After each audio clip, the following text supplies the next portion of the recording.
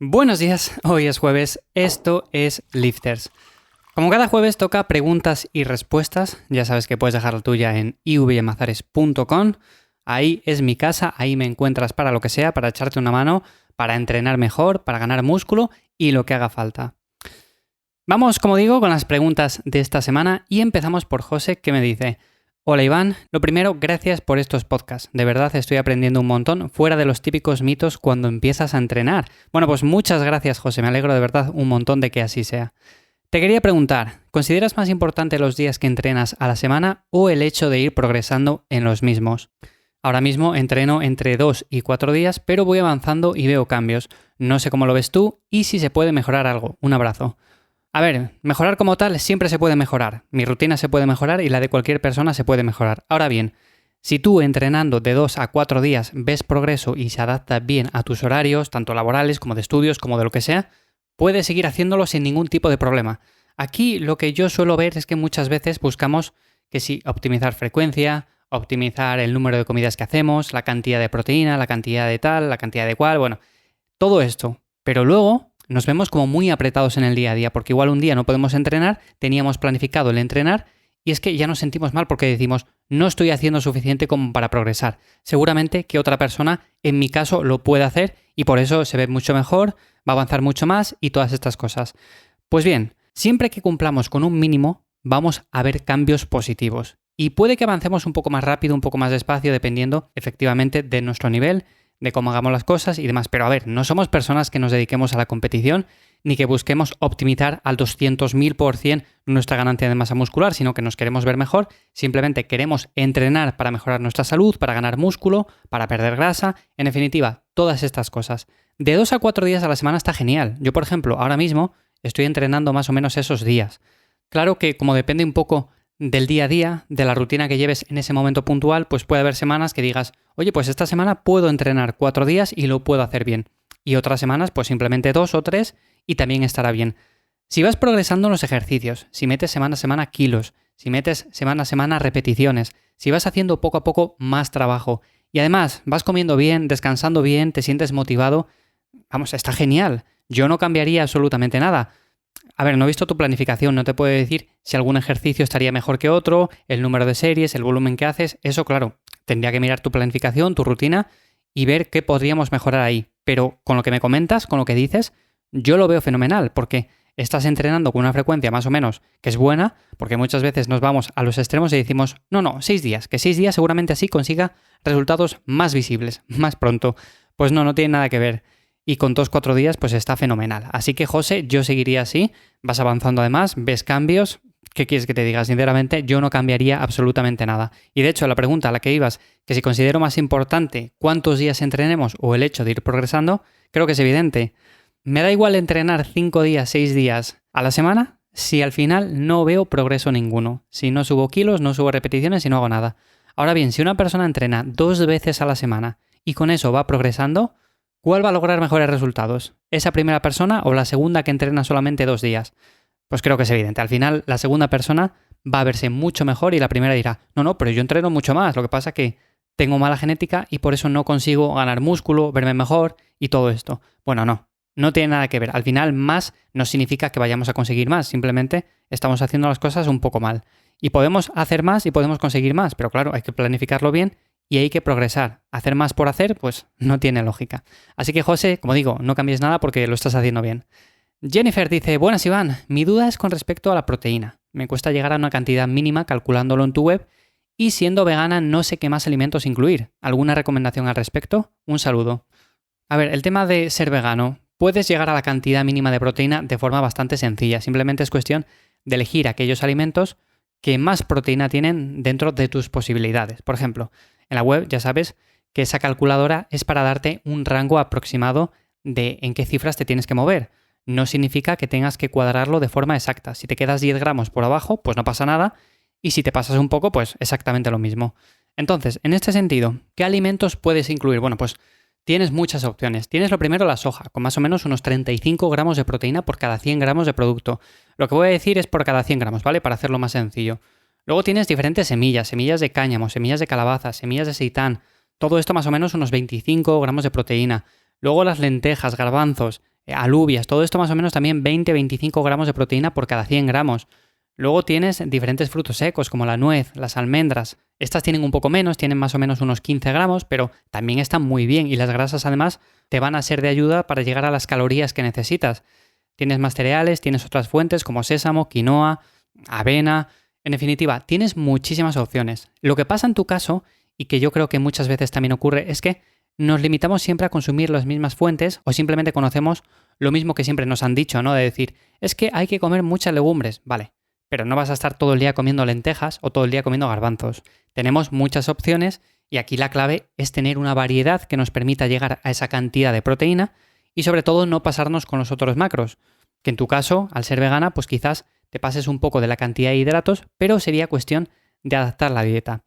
Tengo pendiente, de todas formas, ajustar un poco las calculadoras de la página web para hacer una en la cual te calcule lo que son todos los macros, no solo la proteína, sino también los carbohidratos y la grasa. Esto es importante porque muchas veces, dependiendo de la persona, pues necesitamos un poco más de grasa, un poco más de carbos, podemos hacerlo a la inversa también. Yo, por ejemplo, en mi caso particular, aunque tengo las grasas ligeramente altas, tiro mucho más de carbohidratos. Pero bueno, dependiendo de cada caso, son cosas que tenemos que ajustar. Que por cierto, para los que estén escuchando esto y no sepan de qué estamos hablando, es simplemente en la web que tengo en el apartado de recursos las calculadoras para calcular tanto la proteína que necesitamos, las calorías, también tengo una calculadora de RM, bueno, tengo diferentes cosas ahí que además voy a ir incluyendo muchas más para que tengáis variedad y podáis calcular las cosas de forma sencilla. Así que como digo, simplemente dale variedad, estas fuentes para mí son las mejores fuentes de proteína de origen vegetal y por lo tanto creo que incluyendo todas, o por lo menos unas cuantas, vas a conseguir llegar a esa cantidad de proteína.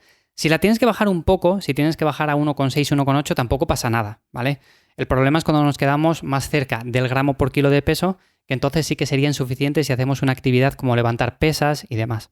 Pero bueno, yo iría por ahí y seguro que de esta forma, con estas fuentes, lo vas a conseguir mucho mejor. Carlos dice, hola Iván, hace años tuve una lesión en la muñeca y aunque me recuperé bien, a día de hoy sigo con algunas molestias en ciertos ejercicios. Por ejemplo, en los remos me suele generar mucho cansancio el tema del agarre o en el press de banca siento algo de dolor al terminar cada serie. ¿Qué me recomiendas para estos casos? Gracias de antemano por tanto trabajo. Bueno, pues gracias a ti, Carlos. Me alegro un montón de que todo esto que voy haciendo, todos estos podcasts sean de ayuda. Y en cuanto a lo que comentas de la lesión de muñeca, a ver, es cierto que en tu caso tienes ese dolor en la muñeca, hay personas que tienen dolor en el codo, otras en la rodilla.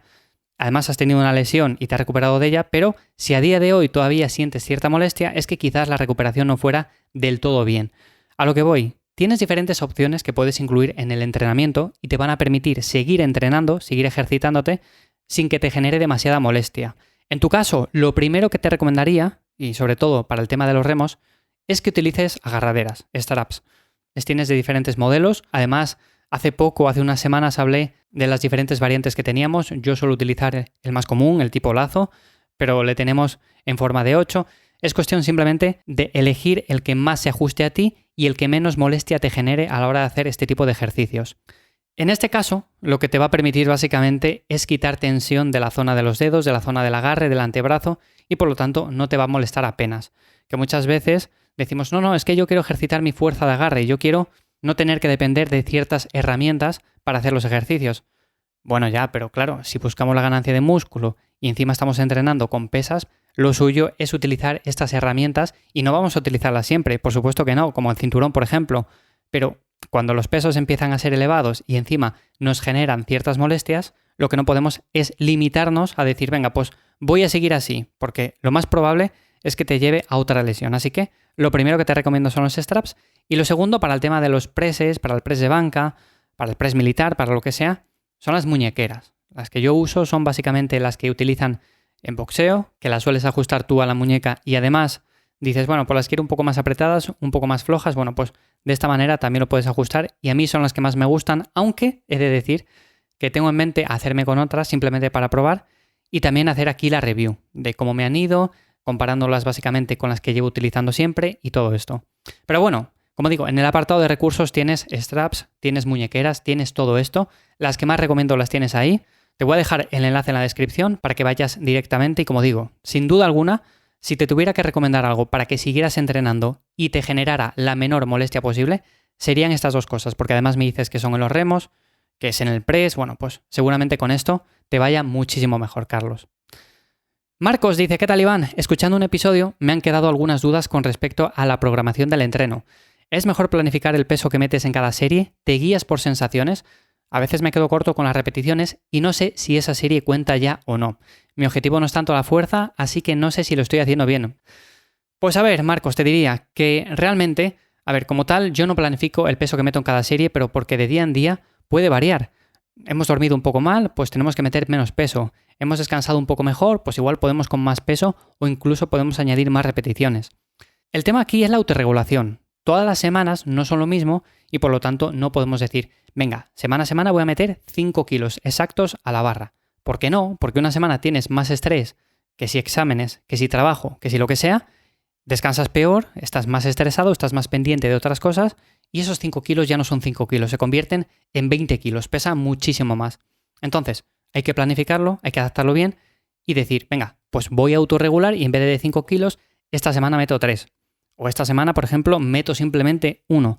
O dejo el mismo peso y hago alguna repetición más. Al final, yo lo que voy haciendo, dependiendo de cómo me encuentro, es eso. No planifico el peso que meto cada semana porque eso sería tratarme a mí mismo como si fuera una máquina súper perfecta que va 100% haciendo siempre lo mismo. No. En este caso, lo mejor es autorregular. Ya sabéis, con las escalas RPE, RIR, decir, venga, pues voy a dejar 2 repeticiones en recámara, 3 repeticiones. Voy a llegar en esta serie al fallo. Todo esto, con el peso que sea, es indiferente, pero tenemos que ir progresando. Entonces, si alguna semana, pues dices, en este ejercicio no voy a meter más peso porque estoy frito, voy a hacer alguna repetición más. O voy a bajar un poco más el peso y voy a controlar un poco más la cadencia. O voy a hacer una variante, voy a hacer, por ejemplo, en lugar de sentadilla normal, voy a hacer sentadilla con pausa o press de banca con pausa. La rutina hay que ir ajustándola a nuestras sensaciones, a cómo nos vemos en el día a día y sobre todo si hemos descansado bien, si hemos descansado mal. El tema aquí, importante, siempre que sea una línea ascendente, siempre que vayamos a más, vale que en momentos puntuales nos podemos mantener. Por ejemplo, en etapas de definición no podemos decir, venga, pues vamos a seguir aumentando el peso, vamos a seguir aumentando repeticiones porque seguramente que así sea mucho mejor. No, vamos a estar cansados, vamos a estar fatigados y va a ser difícil. Entonces, en este sentido, hay épocas para todo. Pero en cuanto a planificar el peso que metes en cada serie, sinceramente, o sea, esto es cuestión de autorregular y no podemos decir un número fijo. Sí que es cierto que yo con algunas personas les digo, mira, esta semana vamos a intentar hacer tantas repeticiones en esta serie y seguro que salen, pero es cuando veo que hay mucho margen y que seguramente salgan sí o sí, si no, no lo haría. Así que Marcos, espero que te haya quedado resuelta la duda y si mal lo dejamos hasta aquí hoy, jueves, en este preguntas y respuestas.